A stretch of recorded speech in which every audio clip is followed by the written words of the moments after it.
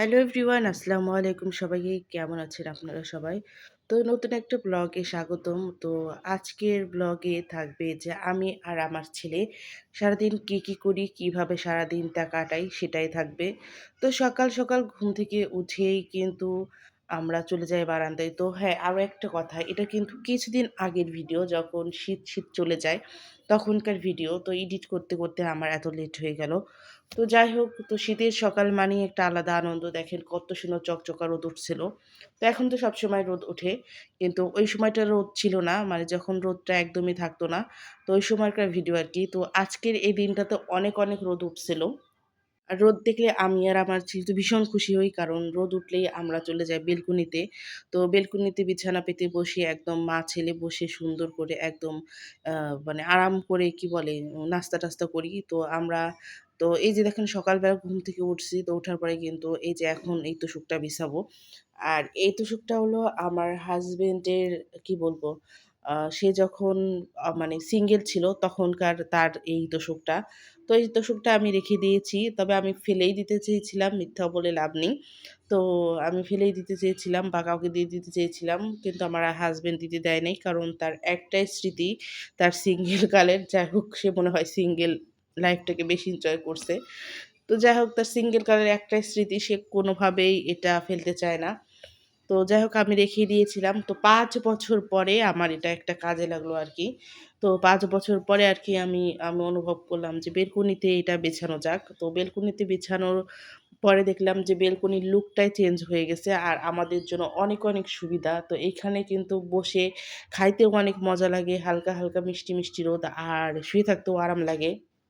শীতের সময় একটু রোদের জন্য কিন্তু আমরা একদম হাপিত্তেশ করি।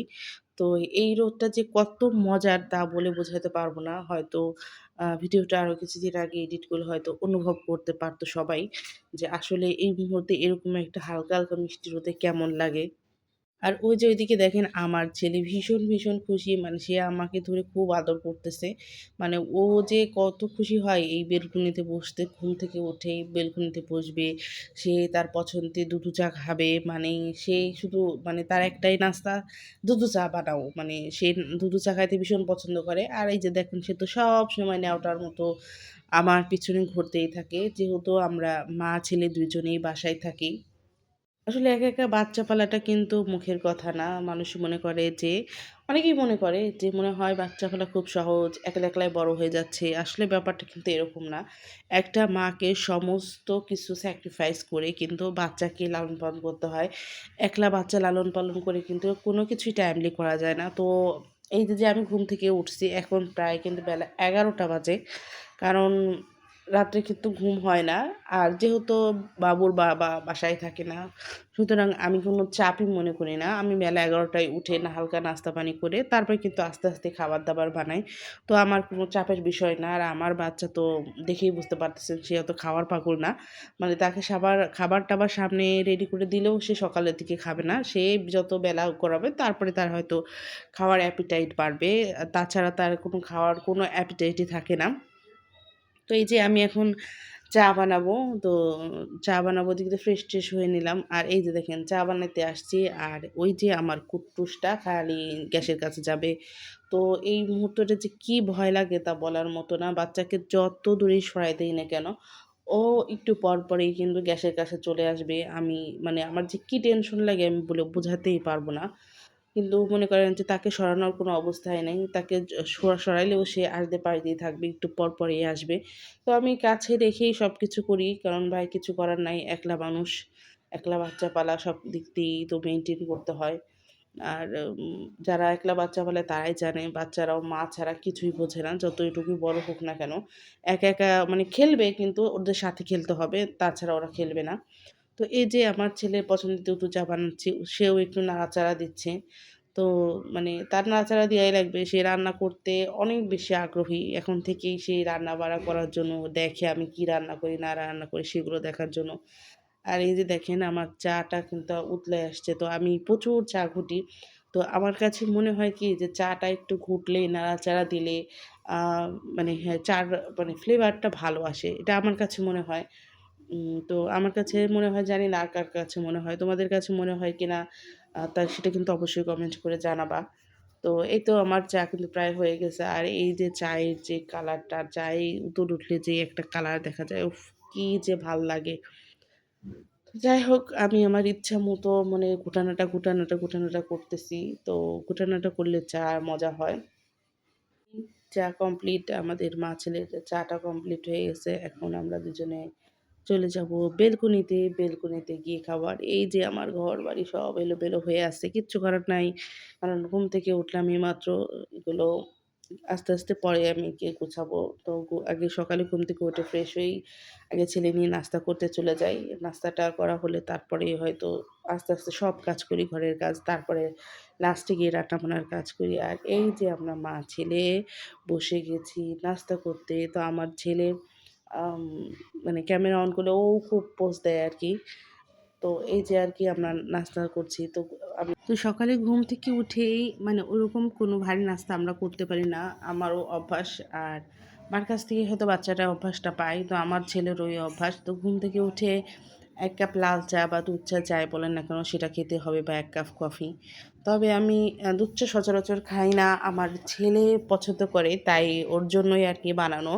তো যখন মাঝে বানাই দেখা গেল ওকে একলাই বানাই দিই, ও একলাই খায়। আবার দেখা যায় অনেক সময় ভালো লাগে না একসাথে বানাইতে। তখন দেখা যায় যে মানে কি বলে যে বানায় একসাথেই খাই। তো ও ওইটা অনেক এনজয় করে যে আমরা মা ছেলে দুজনে বসে এই চা খাই। হয়তো তার সাথে একটু মুড়ি খাই। তো আমার আবার বিস্কুট-টিস্কুট দিয়ে কি বলবো চা খাইতে অত ভাল লাগে না। মনে হয় যে চা'র স্বাদটাই নষ্ট হয়ে গিয়েছে। আর এই তো এই বেলকনিতে বসে আমার চা খাওয়ার মানে মেইন কারণ কি রোদ আসছে তার সাথে আমার পছন্দের গাছগুলো আছে। তো এই গাছগুলোর সাথে সময় কাটাতে আমার ভীষণ ভাল লাগে। আমার কি বলবো যে এগুলোর সাথে সময় কারণ এখানে বসে খাওয়া-দাওয়া করতে সত্যিই অনেক মজা।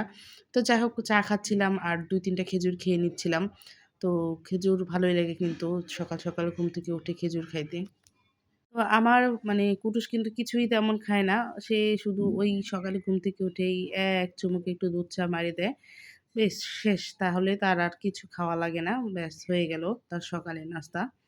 তো এই তো তারপরে দুপুরবেলা মানে টুকটাক কাজ-টাজ সেরে আমি গোসল-টোসল করে নামাজ-টামাজ পড়ে এখন যাবো হলো গিয়ে বাবার বাসায়। তো বাবার বাসায় যাবো তো আমার ছেলে হলো বাবার বাসায় যাইতেই চায় না। মানে সে নানা বাসায় যাবে না। সে তার এই বাসায় থাকবে। তো সে একা খেলতেও ভীষণ পছন্দ করে। তো এই তো যাচ্ছিলাম নিচের দিকে আর সে উঠে যাচ্ছিল উপরের দিকে। কারণ সে ছাদে যাবে। তার হলো গিয়ে একটাই নেশা সে ছাদে যাবে, ছাদে যেয়ে খেলবে। তো যাই হোক বাচ্চাদের কথা না শুনলে হয় না। সে একলাই উঠতে চলে গেল। মানে আমাকে পাত্তাই দিল না। জানে যে আমি গেলে আমার মাও সাথে চলে আসবে।